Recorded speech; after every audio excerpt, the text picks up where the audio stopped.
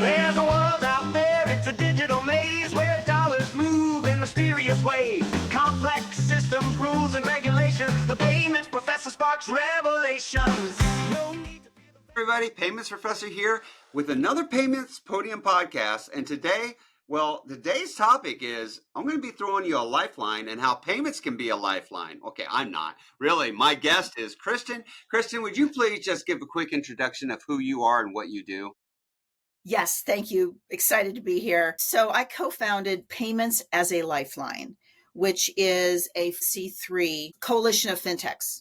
And we came together specifically in COVID, did some work back after Katrina, but specifically in COVID to help make sure that disaster aid benefit money gets to the right person at the right time for the right purpose and fast, safe, and with dignity. So lots of backstory on that, but think about funds that are appropriated or donated, and you hear the stories in the news about where they go that weren't. Heard a lot of the horror stories, and as we were saying before we even got started, I live in Florida, and I've seen some of the horror stories actually take place with friends in the area, so it is scary. So I love that. I mean, payments as a lifeline, just to sum it up, right away, you nailed it. I mean, fast, safe, to the right person in a situation where they need it most too, right? Absolutely. Well, and we started off with programs just to deliver funds right after disaster, right? But it's expanded now to before, during, and after. And if we get to it, I've got a good Florida mayor story for you about the power of payments, which sounds really corny, except to all of us who are payment geeks. And in fact, there's a white paper. It's really simple. It's on the PAAL website called Power of Payments. As payment geeks, how often do we get to step in and help heroes rescue people or recover? It takes 3, 5, 7 years to recover from a disaster. We can be there to help the entire time. So it's an exciting doing well while doing good. I'm going to back you up for just a second, because one thing I didn't do, and some of my listeners who are here all the time are probably going, you didn't ask her how she got started in payments, because that's one key thing people love to hear, I found. How did you actually get started in payments? But I don't want to know how you got started in payments, so we're really teasing everybody. I want to know how you got to where you decided, I need to do payments as a lifeline. I mean, what got you to this point that you realized there was a need in the industry? And in something else that I know, because I've talked to you in person about this too, the passion that's behind it, that didn't just happen overnight. So how did you get here? So I started my payments career, payments and banking, serving the and underbanked. It was a finance company, and I came in my teens and didn't even know that there was and underbanked, and got a passion fairly quickly that this is a whole huge group of people that need to have access to basic banking like all the rest of us.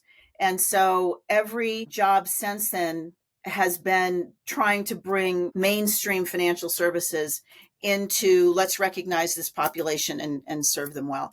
So my LinkedIn is up to date and you can see the path there. But I was at KPMG, and this was the year of Katrina.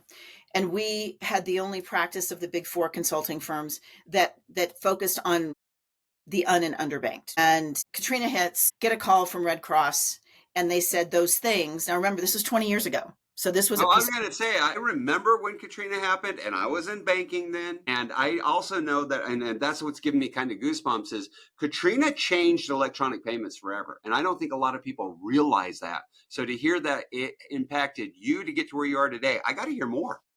Well, it was so Red Cross calls, and it was that weekend that Katrina hit, right?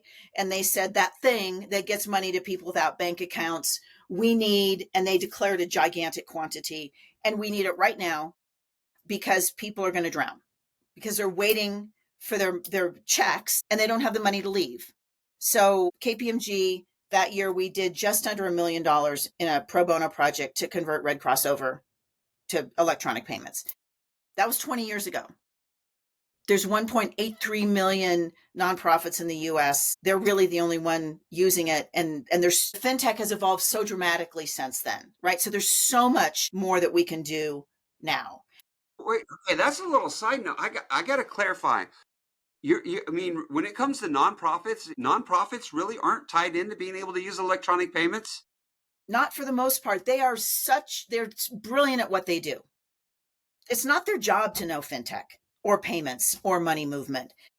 And the fraudsters know that too. So, and the fraudsters also know that COVID is one example, right? There's this $5 trillion appropriated, and it was pushed in batches to the states. And I've got friends who monitor the dark web, and they said that first trillion that came out, the dark web lit up with it's Christmas, because they knew the states and the counties weren't prepared to move that money out with the controls that we would know to use as bankers. So there's all kinds of articles on the percent that went out to fraud. And it wasn't that any of the government people, anybody that was trying to get the money out, it's not that they did anything wrong. They just didn't have the tools to do that. And we've got, with what's going on right now with government stepping back, federal government stepping back and money going to the states.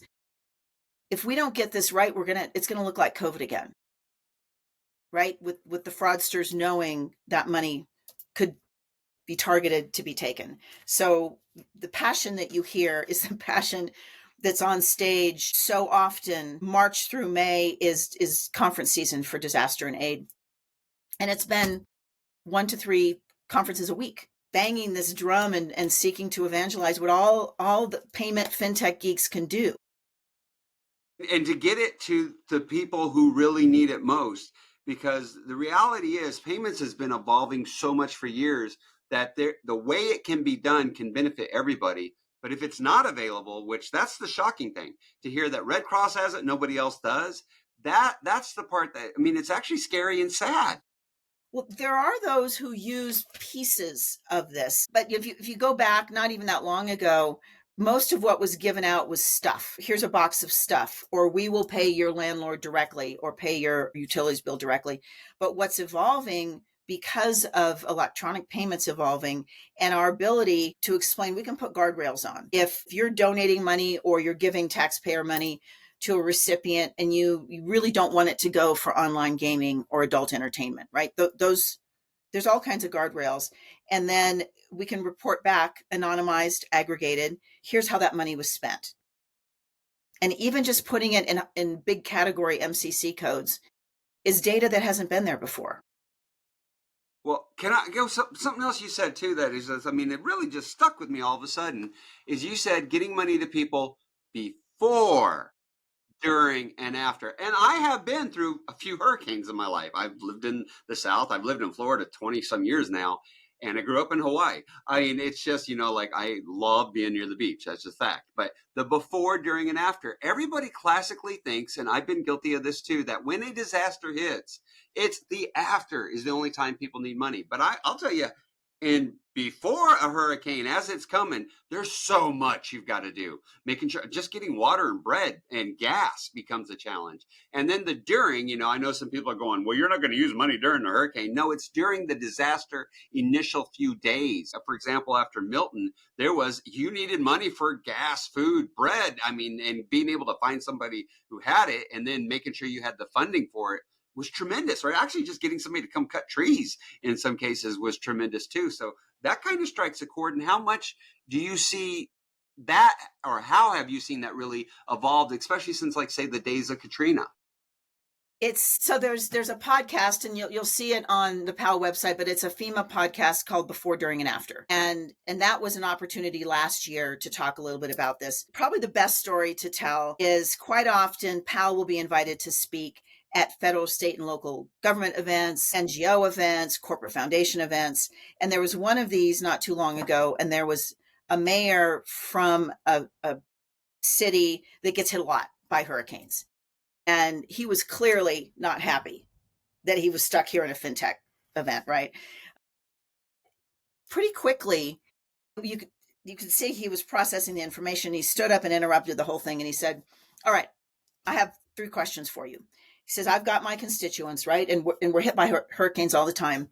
And we'd already in our panel explained the statistic about fewer than, 68% of Americans have $500 for an emergency, right? So he says, my constituents, many of them cannot afford to get out and get safe. So he said, could I open an account for each one of them now and let it sit until there's a hurricane? And then he said, when the hurricane is 4 days out, could we load a batch of money in to these accounts that's only good for preparing for the hurricane? Like you said, water, bread, gas, tarps, sandbags, whatever. And then he said, could we put money in a day or two ahead that's only good to get them out, right? They have to be outside the blast zone to be able to book the hotel and the food and all of that.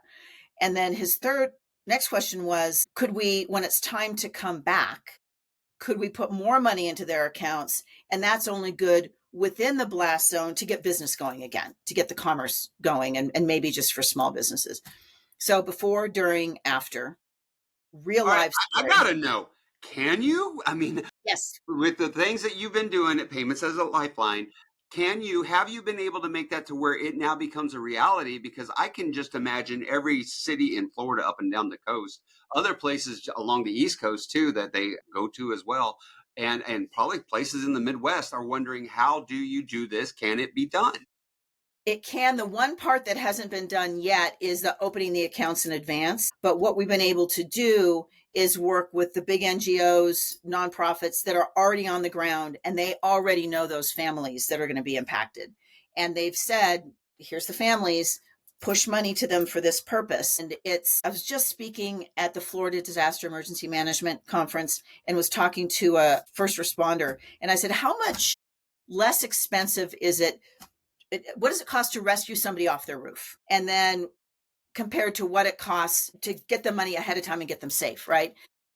He had said it was $17,000 per person to rescue somebody off their roof. And I said, okay, so if we gave the family $1,700, go out, get safe, get a hotel, get food. And he says, yes, ma'am. That is really, really effective use. In that case, we were talking about government money because of his role. But there's so many things that as fintech and payment geeks we can do, and it helps all kinds of people. It helps small businesses. It helps communities. And it's a payment. This is a payment community, a vertical market. They don't like it when you say that, because this community, we've tried to explain, healthcare is a vertical market. Insurance is a vertical market, right? This is a group, and you work with NGOs, with corporates, with foundations, with federal, state, and local government, with insurers. There's all these entities that are part of this community, and you need specialized payments and specialized capabilities and specialized customer service. But we've been at this since 2020.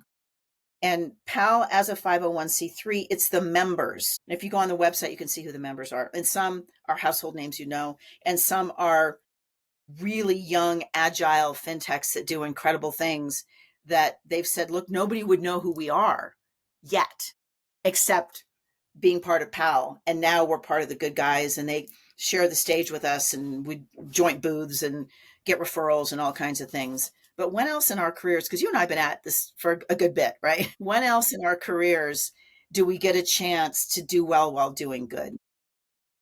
I agree. And what I want to point out too is, because I know some people, when they watch these things, they'll even tell me, you're just focused on the numbers. And when you say, 17,000 down to 1,700, it's not focused on the numbers. It's focused on the life. It's not just, hey, yes, in the industry, we look at how can we save things? How can we make them more efficient? We're just programmed for that.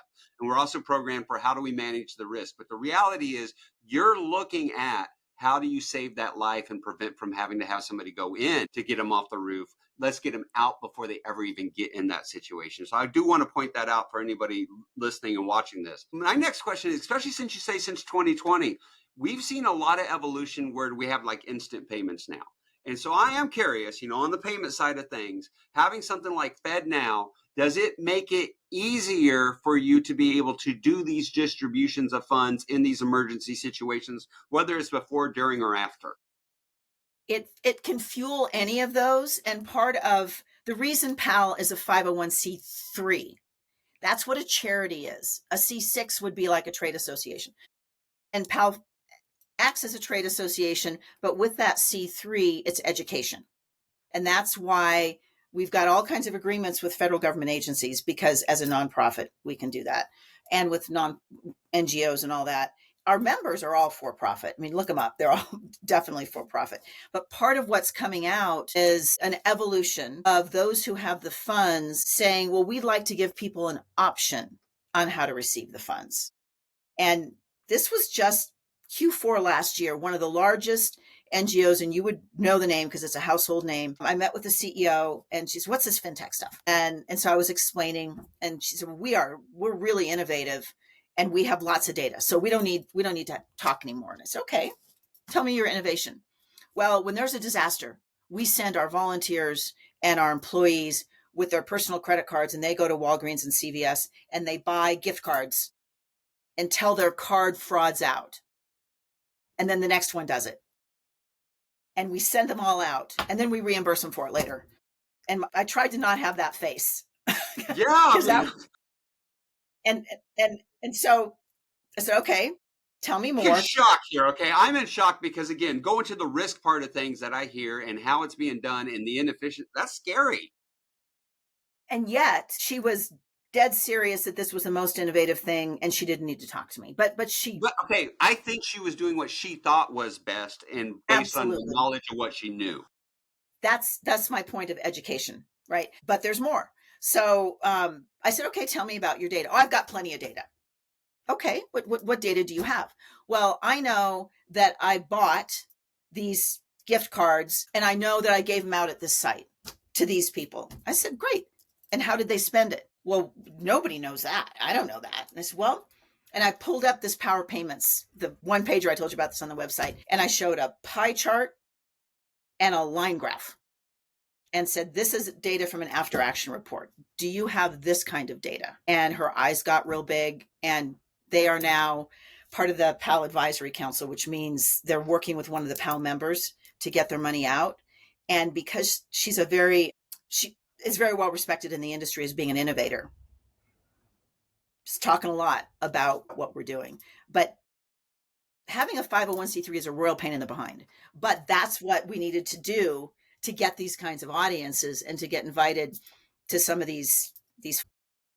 Okay, well, that makes me think too is that's a type of resistance that you hit.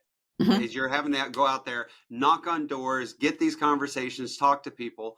What are the other big obstacles that you face? Maybe at government level, regulations level, other people. What are if you had to name your biggest 3 issues you face in making this happen, this work? What are they? Awareness. They just don't know what's possible. Advance. So even though these are folks in disaster, they're used to, we're going to go rescue those people tomorrow. And my point back to them has to be, in disaster, you have 3, 5, 7-year contracts to pre-position those electric trucks right outside of the hurricane zone, or the fire trucks, or water, or what have you. So you're pre-positioning all that essential stuff. And there's companies that make a lot of money in that pre-positioning. Work with PAAL and PAAL members to pre-position access to money. Money is an essential, just like water or medicine. And it's taken a while. The pitch is always, let's do a pilot with you first. The PAAL members are not piloting their technology. We all know it works, right?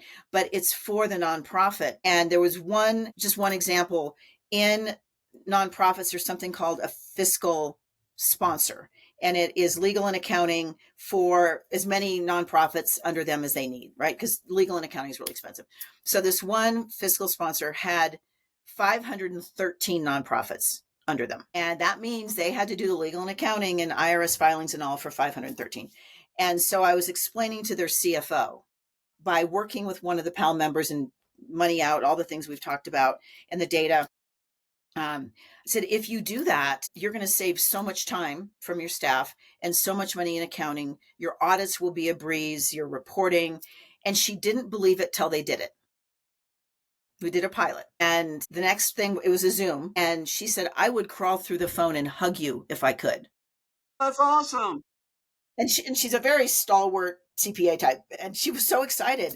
And she said, I don't know why this is a no-brainer. I don't know why others don't use it, because the required reporting for them as 501c3s is a bear. And this is all automated. You just pull the data, you do your report, you report to your donors. All these things that would take them 3 to 5 days to do, they can do in 3 to 5 minutes. That's awesome. All right, next question. I got to know this. People listening that want to get involved, people listening that want to get help out in this, whether it's an individual or really a business, or even better, a bank or credit union, because that's a lot of my followers and listeners right there. They want to get involved. They want to help. What do? So especially banks and credit unions, because they could be the heroes of their communities. So almost without exception, talking to mayors and governors and county leaders and state leaders, and they say, I want to do this fintech thing, right? I want to do this PAAL thing, but can you use my bank? And so I'll meet with the bank, and they aren't equipped with the fintech payment processing capabilities, right? They get that through whatever processing platform. And so we can't. But we have now fintechs that are part of Payments as a Lifeline that are engineered to work directly with community banks and credit unions on being able to offer. And it's not adding a lot of extra work for them, but it's letting them be the hero in their communities in a way that just adds to their branding and their presence.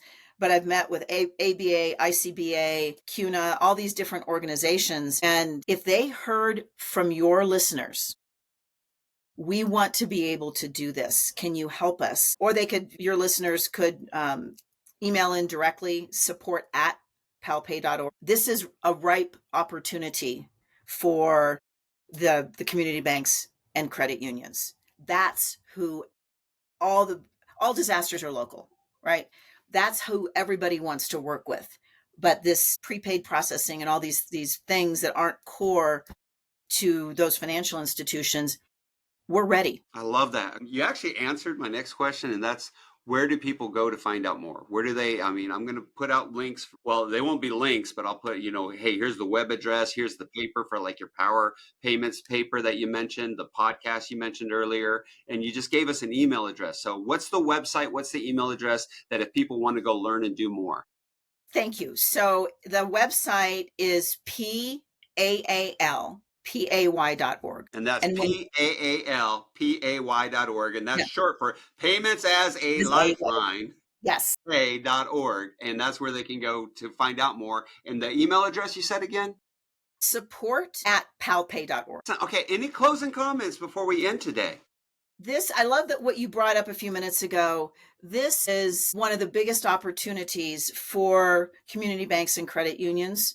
It's new revenue payment volume. These organizations quite often don't use a P card or a T&E card. All of those things are receipts taped to a piece of paper and faxed in. And the recovery is 3 to 7 years. Most of us think, hey, the news trucks left. Somebody must have stepped in. No.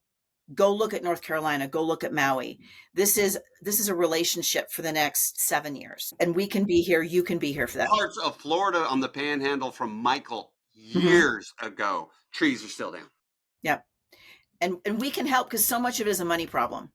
And people are afraid to move the money because there's all the talk of fraud and all of that. But we as a community can help them to address that. It's their decision who the money goes to or how the money's spent, but they don't have the tools to get it there and then to the data to report it back. Well, Kirsten, I think you're doing a wonderful job. I applaud you for what you're doing. I love your passion. I love Payments as a Lifeline. That's PAAL. Pay.org is out there and available for everybody. Go to learn more. And if you want to learn more, I recommend getting in touch with Kirsten, or you can get in touch with me. I'll get you in touch with her. But this is the part where I do tell everybody that if there is a topic you want to learn more about, or if there's a speaker who needs to be on the Payments Podium, email me, Kevin@paymentsprofessor.com, and I'll do my best to get them on here. Otherwise, I got to say for today, class dismissed. There's a world out there, it's a digital maze where dollars move in mysterious ways. Complex systems, rules, and regulations. The Payments Professor sparks revelations. No